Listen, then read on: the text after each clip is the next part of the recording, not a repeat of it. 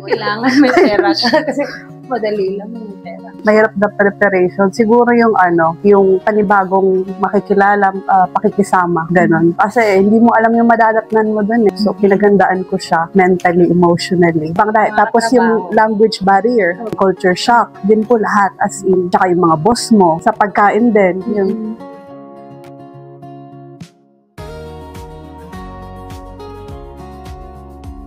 pioneering po kami. Kami po yung maswerteng tatlong pupunta. Pero yung work kasi namin doon, rotation kami. Kung ano yung trabaho na pinirmahan namin, hindi siya natutupad. Kung manager ka, you have to do also the task of your subordinates like that. So, kailangan mo maging flexible.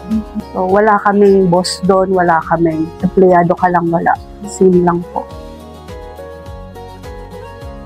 Unprepared ako eh. Kahit pa gaano ka ka-prepare, you are never prepared. Pag nandun ka na sa situation na yun, i-ready mo yung heart mo. Kailangan, emotionally strong. Iiyak ka, pero may pakita sa kanila. Makapag-ipon na. Kasi dito, hindi ka makapag-ipon. Tapos, makapag-gala na.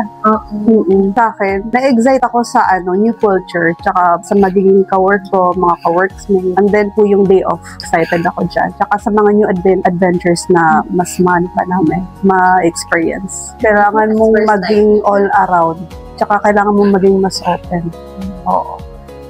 Pag-expect the unexpected.